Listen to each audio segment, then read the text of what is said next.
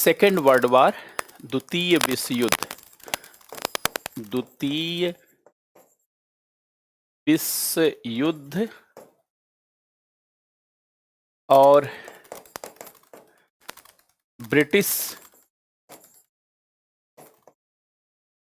सरकार की रणनीति, स्ट्रेटजी ऑफ ब्रिटिश गवर्नमेंट। देखिए, second world war and British and strategy of British government and strategy of British government. द्वितीय विश्व युद्ध और ब्रिटिश सरकार की रणनीति कैसे रही, इन सारी चीजों को हम लोग समझेंगे और बहुत अच्छे से जानेंगे। तो देखिए, 3 भागों में इसको विद्वानों ने बांटा है और हम लोगों ने भी पढ़ाई के नजरिए से इसको बांटा है, ताकि ना केवल पीटी के एग्जाम में, मेंस और इंटरव्यू के एग्जाम में भी आपको फायदा हो सके। देखिए, ब्रिटिश सरकार की रणनीति कैसी रही द्वितीय विश्व युद्ध के दौरान भारत को लेकर के। तो देखिए, द्वितीय विश्व युद्ध की शुरुआत कब हुई? 3 सितंबर 1939 को, और 3 सितंबर 1939 से लेकर के 1941 तक इस विश्व युद्ध में जर्मनी भारी पड़ रहा था। जर्मनी ने ही 3 सितंबर 1939 को पोलैंड पर आक्रमण कर दिया, जिसके नाते द्वितीय विश्व युद्ध की शुरुआत हो गई। अब द्वितीय विश्व युद्ध में 2 प्रकार का गुट बना। एक जर्मनी का गुट, जिसमें जर्मनी का हिटलर, जो नाजीवाद के विचारधारा को आगे लेके चल रहा था। दूसरा उसका दोस्त इटली का मुसोलिनी, जो फांसीवाद की विचारधारा को लेके आगे बढ़ रहा था।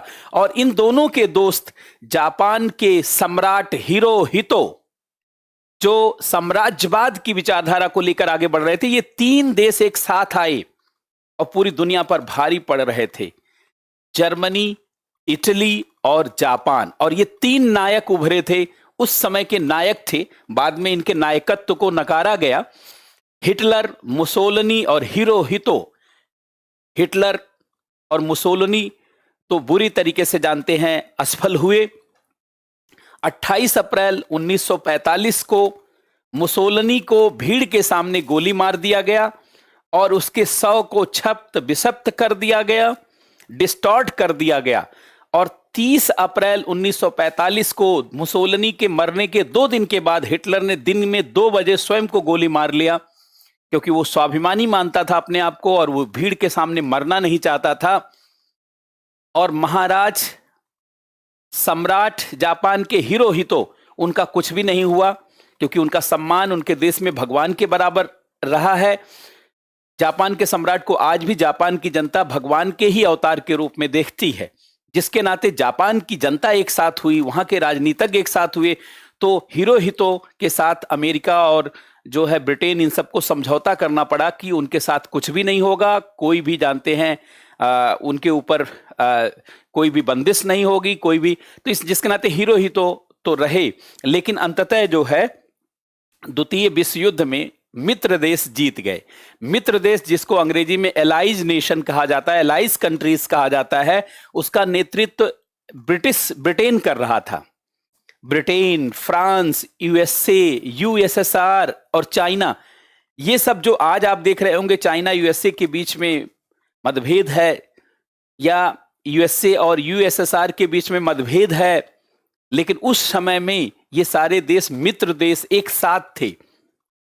जब जर्मनी ने 1939 में पोलैंड पर आक्रमण किया और द्वितीय विश्व युद्ध की शुरुआत हो गई, तो शुरू में जर्मनी जीत रहा था और जर्मनी ने फ्रांस पर अधिकार कर लिया था और चारों तरफ से ब्रिटेन को घेर लिया था, जिसके नाते इस दौर में ब्रिटिश सरकार मजबूर थी और कांग्रेस के साथ समझौता चाहती थी।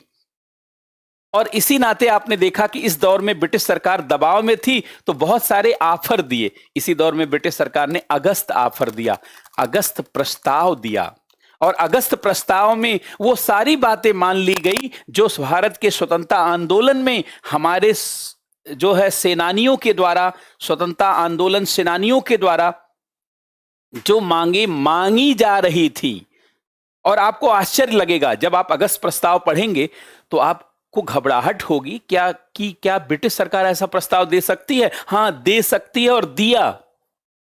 वो सारी बातें मान ली गई जो हम लोग मान रहे थे, शुरू में मांग रहे थे। जैसे हम लोगों ने कहा भारत को डोमिनियन स्टेट का दर्जा मिलना चाहिए, अगस्त प्रस्ताव कहता है भारत को डोमिनियन स्टेट का दर्जा दिया जाएगा।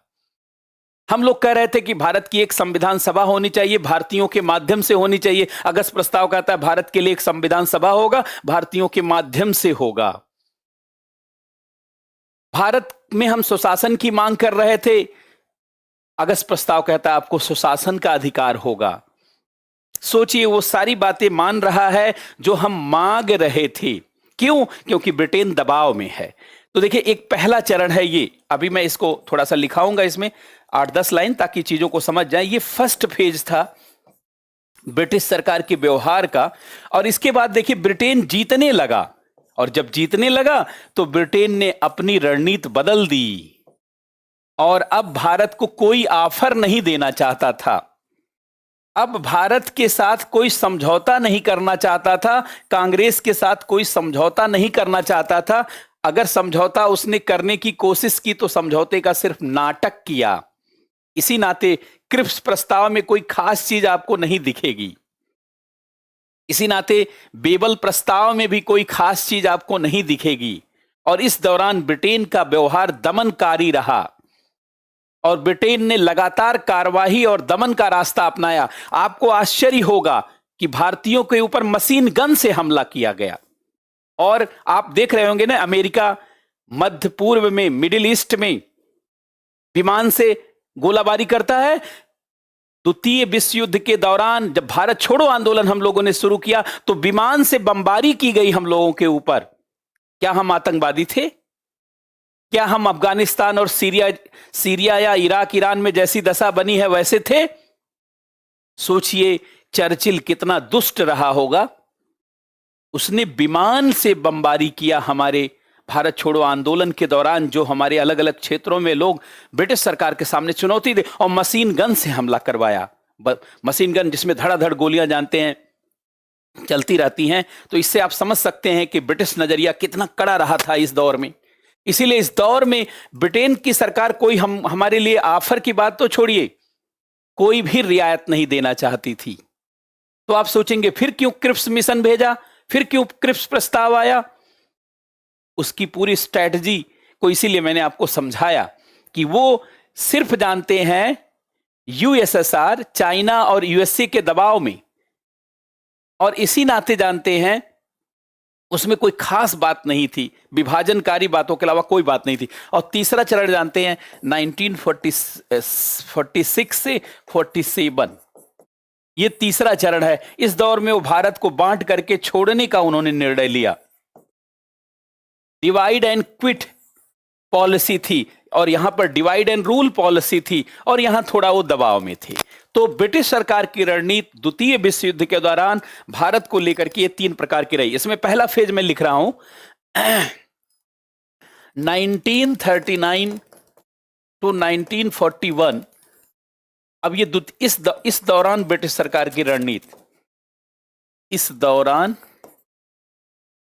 दौर में ब्रिटिश सरकार की रणनीति। अब देखिए जो दबाव में होता है वो कैसे आपको ऑफर देता है ये समझ सकते हैं। यहां पर देखिए इस दौर में जर्मनी का पलड़ा भारी था और वह लगातार जानते हैं द्वितीय विश्व युद्ध में जीत हासिल कर रहा था, और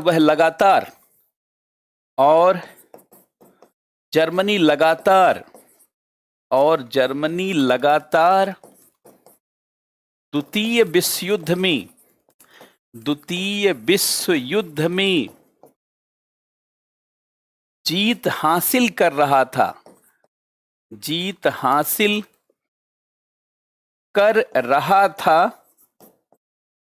और फ्रांस को लगभग जीत लिया था, और ब्रिटेन के चारों तरफ घेरा डाल दिया था, चारों तरफ से घेर लिया था। फ्रांस को जर्मनी ने फ्रांस को जर्मनी ने लगभग जीत लिया था, लगभग जीत लिया था। अब सोचिए, आज रूस के द्वारा यूक्रेन के ऊपर हमला किया गया, लेकिन यूक्रेन को अभी रूस जीत नहीं पाया है, लेकिन जर्मनी ने फ्रांस को जीत लिया था और ब्रिटेन को चारों तरफ से घेर लिया था, और ब्रिटेन को चारों तरफ से घेर लिया था। ऐसी स्थिति में ब्रिटिश सरकार, जानते हैं, कमजोर महसूस कर रही थी, असहाय महसूस कर रही थी। तो सोच रही थी कि इस दौर में ब्रिटिश सरकार को कांग्रेस के द्वारा कोई चुनौती ना दी जाए, कांग्रेस कोई आंदोलन ना चला पाए, इसलिए वो हमें ऑफर दे रही थी। यहां तक लिख लीजिए, फिर मैं इसके बाद लिखता हूं। तो इस दौर में जर्मनी का पलड़ा भारी था और जर्मनी, अच्छा, इस पर मेंस के भी सवाल पूछे गए हैं कि द्वितीय विश्व युद्ध के दौरान ब्रिटिश सरकार की रणनीति बदलती रही। इस कथन की विवेचना कीजिए, एनालाइज दिस स्टेटमेंट। तो इस दौर में जर्मनी का पलड़ा भारी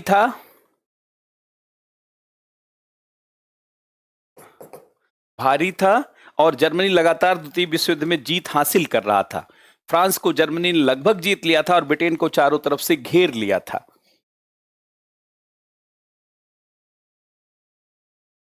अर्थात ब्रिटेन स्वयं अपने अस्तित्व को बचाने का प्रयास कर रहा था। अर्थात ब्रिटेन स्वयं अपने अस्तित्व को बचाने का प्रयास कर रहा था। अर्थात इस दौर में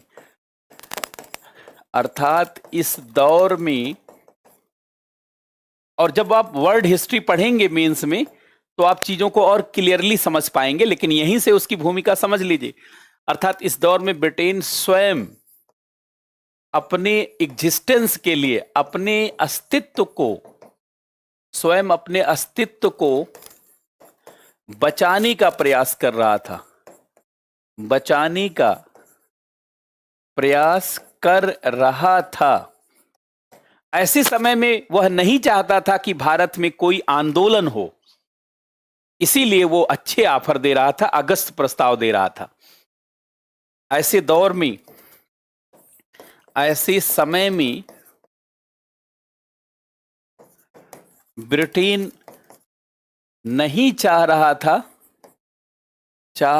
था कि भारत में कोई जन आंदोलन हो, नहीं चाह रहा था कि भारत में कोई जन आंदोलन हो जिससे ब्रिटिश सरकार और कमजोर हो, जिससे ब्रिटिश सरकार और कमजोर हो। इसीलिए इस दौर में ब्रिटिश सरकार के द्वारा कई ऑफर दिए गए। इसीलिए ब्रिटिश सरकार इस दौर में समझौते के मूड में थी। इसीलिए ब्रिटिश सरकार इस दौर में भारत के लिए उदार रवैया अपना रही थी, भारत के लिए उदार रवैया अपना रही थी और समझौते के मूड में दिख रही थी। भारत के लिए उदार रवैया अपना रही थी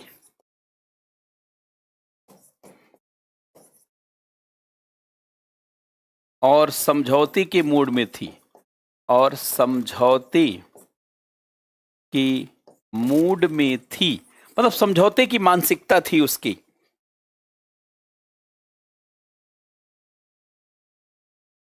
वो तो आपको उसके लिए द्वितीय विश्व युद्ध की पूरी बात समझनी होगी, जर्मनी की रणनीति।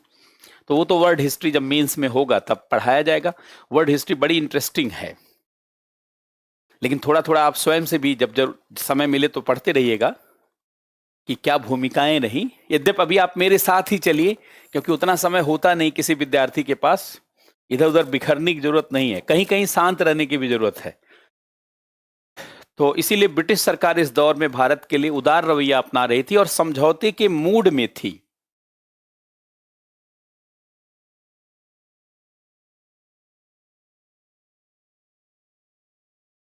इसी नाते अगस्त प्रस्ताव जैसा प्रस्ताव आया, जो हम लोग भी आश्चर्यचकित हो गए कि ऐसा प्रस्ताव दे रहा है।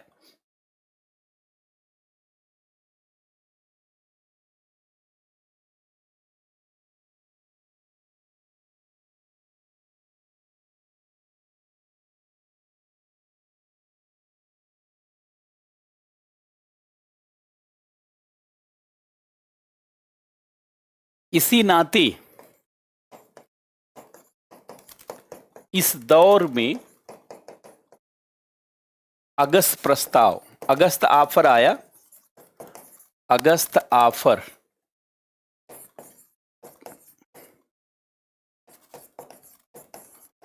अगस्त प्रस्ताव, ये ब्रिटिश सरकार ने दिया, अगस्त प्रस्ताव दिया। और जब हम लोगों ने व्यक्तिगत सत्याग्रह शुरू किया तो कोई बहुत कार्रवाई नहीं किया, चेक एंड बैलेंस वाली कोशिश करती रही। हाँ, लेकिन ब्रिटिश सरकार अपनी डिवाइड एंड रूल पॉलिसी पर तो काम लगातार करती रही। जिन्ना को पुश करना और उसके द्वारा पाकिस्तान की मांग को और बड़ा मुद्दा बनवाना, ये सब इस दौरान भी जारी रहा। तो ये पहला दौर था जब आपको ऑफर मिल गया। लेकिन अब दूसरा दौर देखिए, जब जर्मनी यूरोप में हारने लगा था। और जर्मनी क्यों यूरोप में हारने लगा आप सभी लोग जानते हैं। एक साथ कई देशों पर आक्रमण कर दिया जर्मनी ने। अरे भाई, एक एक देश को निपटाइए, तो फिर तो जर्मनी की तुलना कोई नहीं कर सकता था। हिटलर के साथ समस्या क्या थी, एक साथ कई देशों पर आक्रमण करवा दिया उसने। रूस पर भी आक्रमण, फ्रांस पर भी आक्रमण, ब्रिटेन पर भी आक्रमण। अब चारों तरफ से जब उस आक्रमण आप करोगे तो आपकी सेना बढ़ जाएगी, आपकी रणनीति प्रभावी नहीं रहेगी, और दूसरा देश भी आपसे लड़ेगा, एक साथ कई देश लड़ेंगे।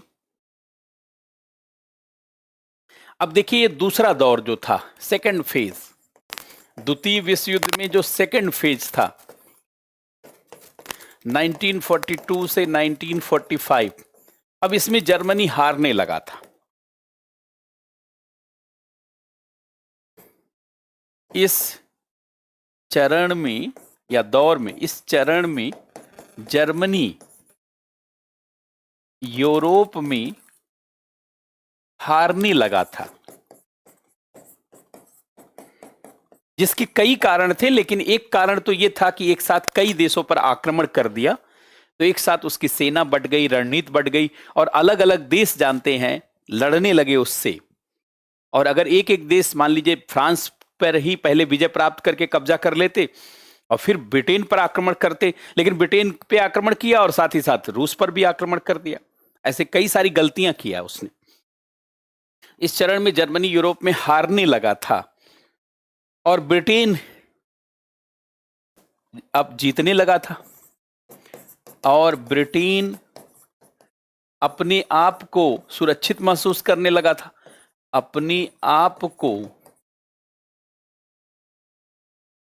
सुरक्षित महसूस करने लगा था, सुरक्षित महसूस करने लगा था, जिसके नाते समझौते के मूड में था नहीं। अगर इसके बाद भी उसने कोई समझौते का प्रयास किया तो बेमन प्रयास किया,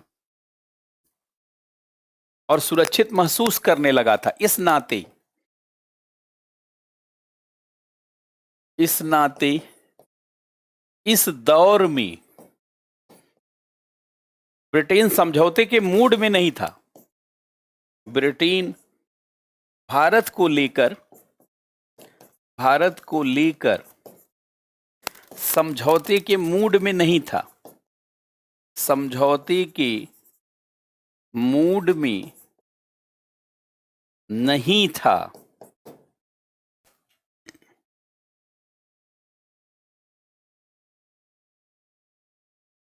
इसी नाते अगर आप देखेंगे तो उसने गवर्नर जनरल भी चेंज किया। आपको पता है, लॉर्ड लिनलिथगो के स्थान पर उसने लॉर्ड बेबल को भेजा। बेबल आप जानते हैं, भारत में सैन्य अधिकारी रह चुका था, ब्रिगेडियर कमांडर रह चुका था, कमांडर इन चीफ रह चुका था। बेबल कोई राजनीतिक व्यक्ति नहीं था, सेना का आदमी था।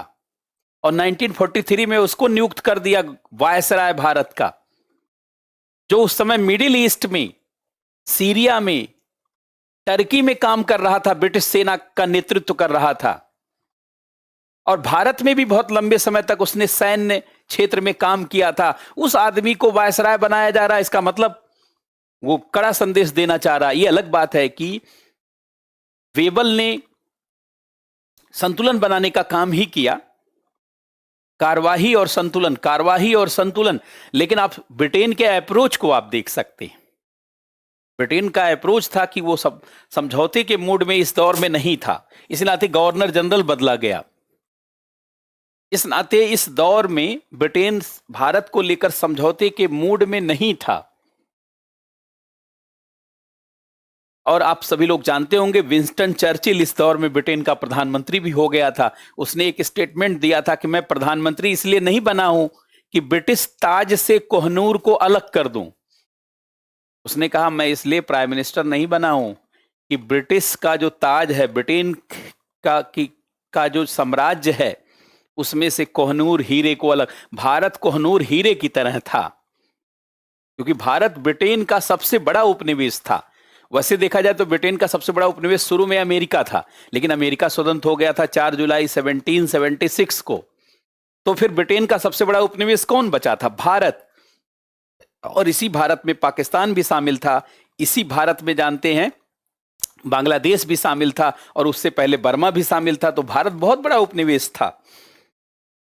इसी नाते ब्रिटेन इस दौर में समझौते के मूड में नहीं था, और इस नाते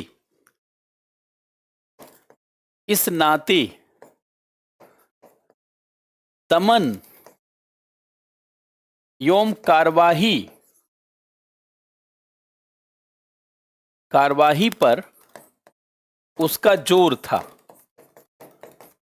इसी नाते जब भारत छोड़ो आंदोलन शुरू किया गया तो उसने कड़ी कार्यवाही शुरू की, और गांधी जी को एक सेकंड नहीं लगा। गांधी जी को उसी दिन 8 अगस्त 1942 को ही गिरफ्तार कर लिया गया। जब उन्होंने कहा कि भारत छोड़ो आंदोलन करो और मरो, डू एंड डाई, तुरंत पकड़ा। 4 घंटे के बाद गांधी जी गिरफ्तार हो गए। कहा आप अहिंसा की बात करते थे ना, आप हिंसा की बात कर रहे हैं, डू एंड डाई, करो और मरो, और चलिए आप जेल में।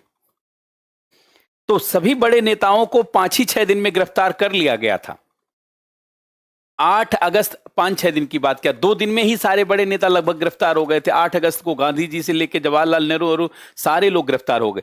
9 अगस्त को जानते हैं जो बंबई में जो अधिवेशन में जितने लोग गए हुए थे सबको गिरफ्तार कर लिया उन्होंने। और 15 अगस्त 1942 तक आते आते मशीन गन से हमला करवाने लगा, और हवाई जहाज का प्रयोग करके गोलाबारी। अब सोच सकते हैं कितना कड़ी कार्रवाई कर रहा था। तो इस नाते इस दमन और कार्यवाही पर उसका जोर था। इसीलिए भारत छोड़ो आंदोलन, क्विट इंडिया मूवमेंट, इसीलिए भारत छोड़ो आंदोलन के दौरान ब्रिटिश सरकार ने कड़ी कार्रवाई की। इसलिए भारत छोड़ो आंदोलन के दौरान ब्रिटिश सरकार ने कड़ी कार्रवाई की। यह अलग बात है कि यह जन आंदोलन बन चुका था, इसलिए इनकी कार्रवाई के बाद भी जनता इस आंदोलन को चला रही। इसीलिए कहा जाता है कि 1942 का भारत छोड़ो आंदोलन नेताओं के द्वारा शुरू किया गया था, लेकिन उसका नेतृत्व कौन कर रही थी? जनता। और इसीलिए जानते ब्रिटिश सरकार में डर और भय व्याप्त हो गया कि इतनी कार्रवाई के बाद भी यह आंदोलन चल रहा है भारत में, इसका मतलब अब भारत में रहना मुश्किल हो चुका है। अंग्रेजों ने जब रिपोर्ट बनाई तो 2 आंदोलन का नाम उन्होंने लिखा था। जब भारत आजाद करने की बात आई तो ब्रिटिश संसद में जब प्रस्ताव रखा गया कि भारत को आजाद किया जाए या नहीं, तो उस दौरान जो गुप्तचर रिपोर्ट थी उसमें 2 बातें निकलकर सामने आई कि अब भारत में शासन करना संभव नहीं है, क्योंकि अब भारत में जनता ही ब्रिटिश सरकार के अंदर शासन में रहना नहीं चाहती है। और उसका एग्जाम्पल दिया, जैसे 1942 का भारत छोड़ो आंदोलन जनता चला रही थी, नेता नहीं चला रहे थे, क्योंकि अधिकतर नेता तो विरोध ही कर रहे थे। मैंने कल ही आपको पढ़ाया, सिर्फ खाली जानते हैं गांधी जी के जो शिष्यों में 2 शिष्य राजेंद्र प्रसाद, सरदार वल्लभ भाई पटेल समर्थन कर रहे थे, और सी राजगोपालाचारी ने भारत छोड़ो आंदोलन के नाते पार्टी ही छोड़ दी, और नेहरू विरोध कर रहे थे, अबुल कलाम आजाद विरोध कर रहे थे, तो कांग्रेस का, अच्छा बाकी जातिवादी दलों में अंबेडकर जी विरोध कर रहे थे, हिंदू महासभा विरोध कर रही थी, आरएसएस भी विरोध कर रहा था। अर्थात देखा जाए तो कोई भी पार्टी, जानते हैं, अब मुस्लिम लीग भी विरोध कर रही थी। मुस्लिम लीग ने कहा कि भारत छोड़ो आंदोलन हिंदुओं का आंदोलन है, इसका मतलब 1942 का आंदोलन वास्तव में कांग्रेस के द्वारा नहीं चलाया गया, ईमानदारी से देखा जाए, खाली शुरुआत की गई गांधी जी के द्वारा। लेकिन आप जानते, भारत के कई क्षेत्रों में जनता की सरकार बनी, बलिया, मिदनापुर, जनता ने अपनी सरकार बनाई, तो आप समझ सकते हैं कि यह जन आंदोलन था। अर्थात निचले तबके तक के लोगों ने अब ब्रिटिश सरकार के अंदर नहीं रहना है ऐसा स्वीकार कर लिया। और 1946 में जो नौसेना विद्रोह हुआ, उसके अंतर्गत पहली बार ब्रिटिश सरकार को चुनौती मिली कि अब पुलिस प्रशासन और सेना भी ब्रिटेन के अंदर रहने के लिए तैयार नहीं है। तभी उनको लगा कि जब निचले स्तर पर प्रशासन, पुलिस हमारे साथ नहीं है, तो अब हम शासन कैसे करेंगे। इसीलिए वो मजबूरी में आए और अंततः भारत छोड़ दिया। इसीलिए जब नौसेना विद्रोह हुआ तो लोगों ने लिखा कि पहली बार भारत में जनता के साथ भारत की सेना और पुलिस ने भी खून बहाने का काम किया भारत के लिए। तो ये समझ सकते हैं आप। इस दौरान ब्रिटिश सरकार ने कड़ी कार्रवाई की, और इस नाते इस दौर में ब्रिटिश सरकार के द्वारा कोई वैसा ऑफर नहीं दिया गया जो आपको लगे कि आपको रियायत के रूप में दिया जा रहा है। इस नाते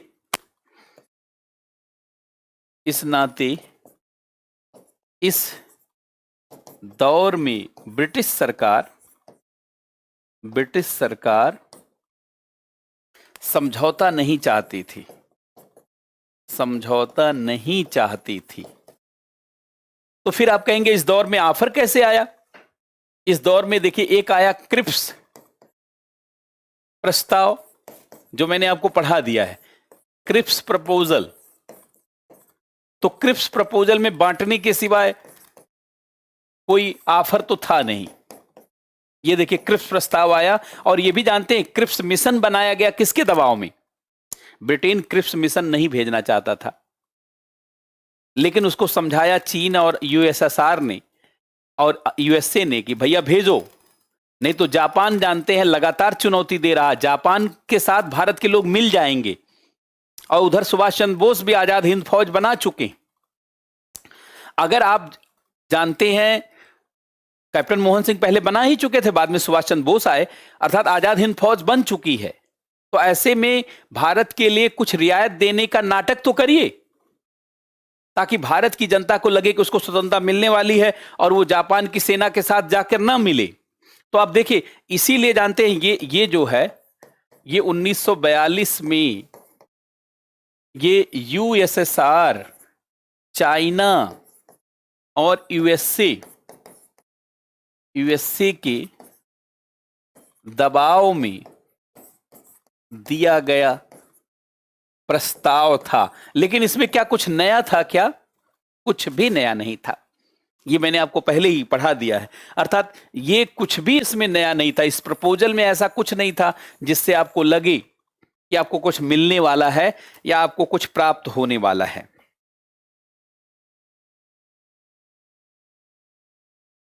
इसी नाते इस दौर में दो प्लान आया। जैसे एक तो क्रिप्स का प्रपोजल आया, एक तो क्रिप्स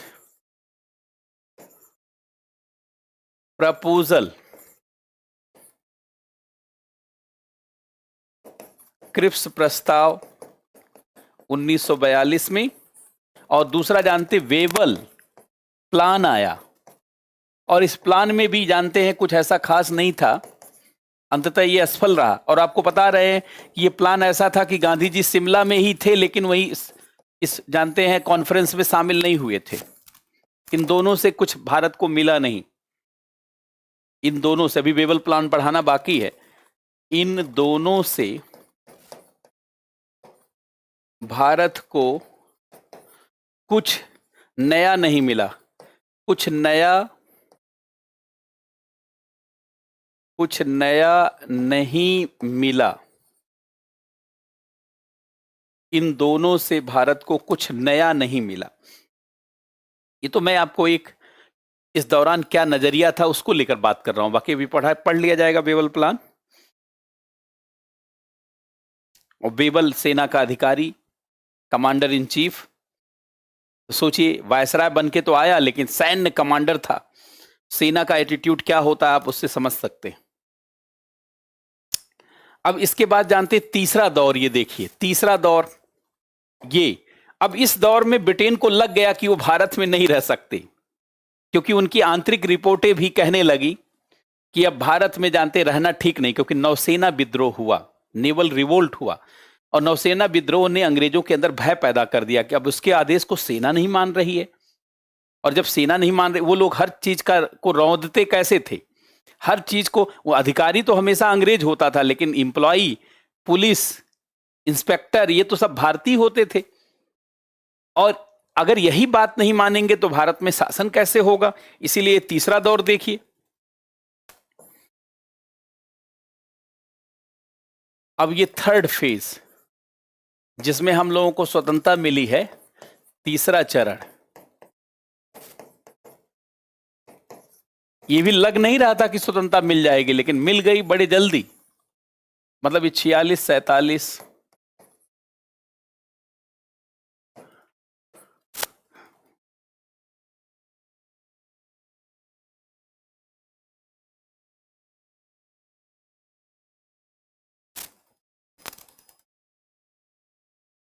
अब देखिए, द्वितीय विश्व युद्ध के बाद ब्रिटेन कमजोर हो गया और एक नई जानते सत्ता के नया केंद्र कौन बना बोले? यूएसए बना। क्योंकि जब परमाणु बम गिराया गया हिरोशिमा और नागासाकी पर, तो यूएसए का प्रभुत्व स्थापित हो गया। तो द्वितीय विश्व युद्ध के बाद पूरी दुनिया का केंद्र बनने अमेरिका बन गया और आगे चल करके यूएसएसआर भी बना। तो द्वितीय विश्व युद्ध के बाद, द्वितीय विश्व युद्ध के बाद पूरी दुनिया का ऑर्डर बदला। पूरी दुनिया का सत्ता का केंद्र बदल गया। मतलब वर्ल्ड ऑर्डर चेंज हो गया, पूरी दुनिया का सत्ता का केंद्र बदल गया। और ब्रिटेन के स्थान पर, और ब्रिटेन के स्थान पर, ब्रिटेन के स्थान पर यूएसए, और आगे चल करके यूएसए, और आगे चलकर यूएसए, और बल्कि सीधे लिख देते यूएसए और यूएसएसआर केंद्र बनने लगा, केंद्र बनने लगा। द्वितीय विश्व युद्ध के बाद पूरी दुनिया का सत्ता का केंद्र बदल गया और ब्रिटेन के स्थान पर यूएसए और यूएसएसआर केंद्र बनने लगा।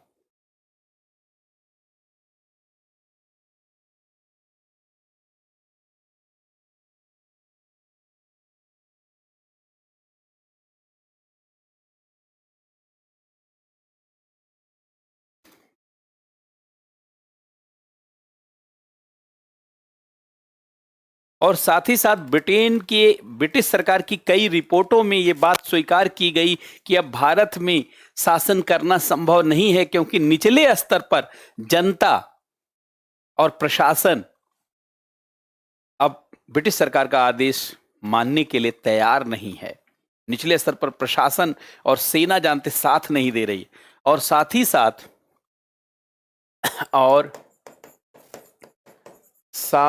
साथ ब्रिटिश सरकार की कई गोपनीय रिपोर्टों में, ब्रिटिश सरकार की कई गोपनीय रिपोर्टों में यह बात स्वीकार की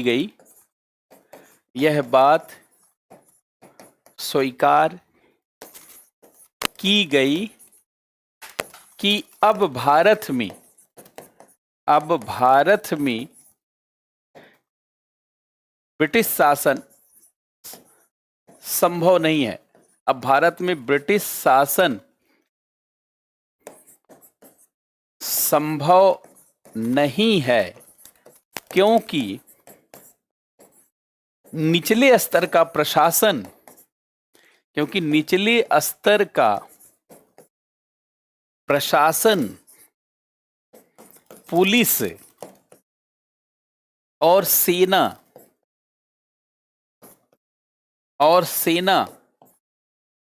ब्रिटिश सरकार का आदेश नहीं मान रही है।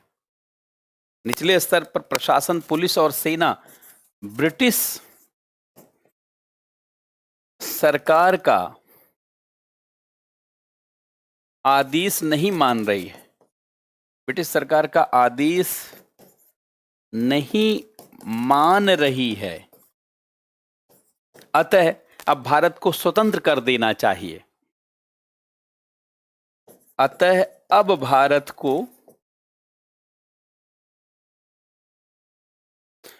को स्वतंत्र कर देना चाहिए।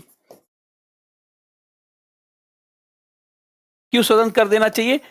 नहीं तो बेमतलब टकराएंगे तो आपका नुकसान होगा, आर्थिक नुकसान होगा। भारत में लाभ नहीं है। जैसे कोई धंधा आप करते हैं तो कई बार देखते हैं जितना आ रहा है उतना जा रहा है, तो आपको लगता है क्या जानते, परेशान होने की जरूरत है, इससे अच्छा धंधा ही बंद कर दिया जाए, सुकून तो मिलेगा। उस टाइप का माहौल बन गया था, क्योंकि निचले स्तर पर पुलिस, प्रशासन और सेना ब्रिटिश सरकार का आदेश नहीं मान रही है।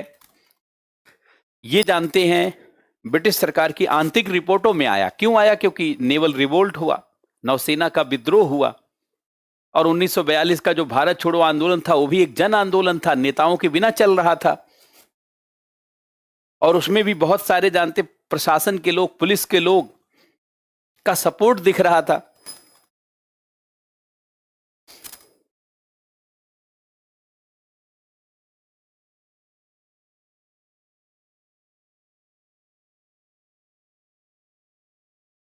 इसी नाते फरवरी 1947 में तत्कालीन प्रधानमंत्री क्लेमेंट इटली ने घोषणा की कि जून 1948 से पहले भारत को स्वतंत्रता दे दी जाएगी। लेकिन संयोग से उसी साल भारत को स्वतंत्रता मिल गई, परिस्थितियां बदली। इसीलिए फरवरी 1947 में ब्रिटेन के तत्कालीन प्रधानमंत्री,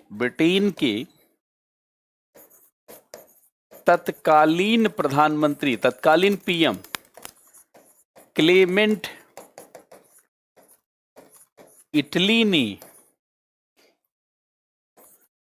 इटली ने घोषणा की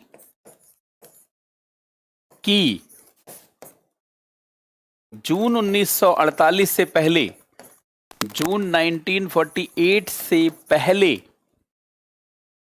से पहले भारत को स्वतंत्रता दे दी जाएगी। भारत को स्वतंत्रता दे दी जाएगी, ये उनका स्टेटमेंट था। लेकिन भारत को स्वतंत्रता अंततः 15 अगस्त 1947 को मिल गई। बहुत सारे लोग भारत की स्वतंत्रता को स्वतंत्रता नहीं मानते। क्यों नहीं मानते? क्योंकि स्वतंत्रता तो तब मानी जाती जब भारत जितना था उतना स्वतंत्र होता। भारत को बांटा गया, इसीलिए कई लोग कहते हैं कि भारत 15 अगस्त 1947 को स्वतंत्र नहीं हुआ, बल्कि भारत का बंटवारा हुआ, और उसको पेश किया जाता है स्वतंत्रता के रूप में। बंटवारे को छिपाया जाता है जश्न मना करके। आलोचकों का भी अपना एक व्यू है, लेकिन बात तो सही है कि भारत स्वतंत्र तो तब होता जब पहले जैसी भूभाग होता हमारे पास। ना पहले जैसा भूभाग, ना पहले जैसा क्षेत्र, तो स्वतंत्रता का इसका मतलब अंग्रेजों की बात चली। अंग्रेजों ने तब भी मनमानी की और डिवाइड एंड रूल पॉलिसी को के माध्यम से डिवाइड एंड क्विट कर गए, बांट करके वो भारत को छोड़ गए। अब उसी को आप स्वतंत्रता समझ लीजिए या जो मनाए वो समझ लीजिए, लेकिन इस तरीके का एक नजरिया आपको दिमाग में रखने की आवश्यकता है, क्योंकि इंटरव्यू वगैरह में कई बार सवाल पूछ लिया जाता है कि 1947 में क्या वास्तव में भारत स्वतंत्र हुआ? क्योंकि भारत की स्वतंत्रता पर धब्बा लगा हुआ है। खून का धब्बा है, 10 लाख से अधिक लोग मारे गए, भारत का बंटवारा हुआ और 1 करोड़ से अधिक जनसंख्या जानते हैं